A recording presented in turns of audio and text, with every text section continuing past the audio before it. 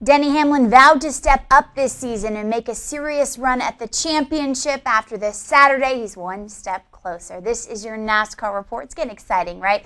Glad to have you. I'm Shehadi. Pete Pistone joining us now on the other line. Pete, Denny Hamlin wanted his home track of Richmond going in. Is this so much of a more important win just because we're heading into the chase? Pete, what do you think?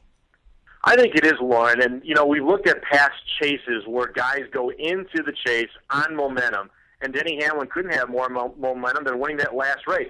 Yeah, it was a great win for him because he was the hometown boy, had not ever won at Richmond International Raceway. But I think more importantly, with that second win, it shows that team that they can go out there and be consistent over the final 10 races. And he's kind of a flat track specialist. There's a few tracks in the chase, beginning this week in New Hampshire, Phoenix, for instance, where Denny runs very well. Certainly a guy I think that could steal things, and certainly a guy coming in with a lot of momentum from Saturday night. We will see what happens. Well, it was the tightest chase build-up since its 2004 inception. In the end, Matt Kenseth, Kyle Busch out, Brian Vickers in. How surprised were you with that outcome?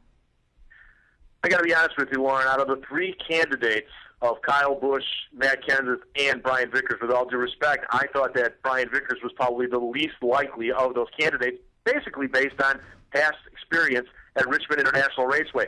But you really have to give that team a lot of credit for never giving up. And I go back to the race on Labor Day Sunday in Atlanta. That team had a broken axle on pit road. They changed that broken axle, never lost a lap, got a good finish out of Atlanta, and really if that wouldn't have happened, he'd have no chance of being in the chase. He took advantage of that opportunity, got a seventh-place finish on Saturday night. So surprising to a lot of people, but I think if you've been watching over the last 10 races, Brian Vickers has been the guy that's accumulated the most points. So he's, again, another guy that I think brings a lot of momentum into the chase when we go to New Hampshire on Sunday. And, Pete, we know Vickers and Busch have not always seen eye to eye, but at least the past couple of races, they've raced pretty clean, raced pretty hard. I want to turn our attention now to Matt Kenseth. He gets a Daytona 500 win under his belt. He's feeling pretty good. He misses the chase. All in all, his season, does he categorize it as a disappointment? I think you have to. And it's funny to say that for a guy who did exactly what you just said, won the biggest race of the year, the Daytona 500. But it's amazing that you could come out of the first two races of the year as the winner and really have things, and I got to say, just kind of fall apart over the next 24 weeks. The third race of the year, they finished dead last at Las Vegas. And after the race on Saturday night in Richmond, we talked to Matt, and he said that, to me, was more indicative of our year, having to overcome a lot of problems. Now, Roush Fenway Racing on a whole has really kind of struggled this year as well. I know they've got a couple of guys in Carl Edwards and Greg Biffle in the chase, but Edwards hasn't won a race all year after winning 9 last year, and now Kenseth falls out. That team, I think, needs to regroup and restructure a little bit. I think Matt Kenseth and that 17 will use the chase as 10 races to get ready for 2010. Pete, before I let you go, I want to touch on Kyle Busch for just a minute. 8 points short of making the chase. He always brings with him some element of excitement. That is for certain. Will NASCAR miss him in the playoffs?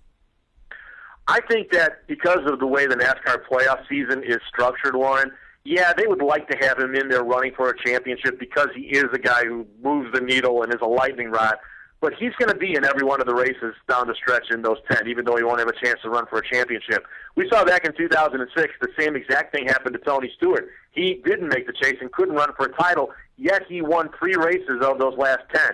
I think Kyle Busch will do the exact same thing. He doesn't have to worry about points now, Lauren. He can just go out there and try to get to victory lane. He loves playing that role of villain. We know that. He's going to love, I think, playing this role of spoiler, being the fly in the ointment of these guys trying to win a championship. They're still going to have to go around that 18 car, and I expect him to be a contender to win a lot of races here coming up in the next 10, even though he won't have a chance to win a title. You're saying he's going to stir the pot a little bit, Pete. Can you imagine that? Kyle Busch stirring the pot. Amazing. I can't imagine that. Pete Pistone, thanks for your time. Thanks, Lauren. And thank you for your time. I'm Shehadi. We'll see you real soon.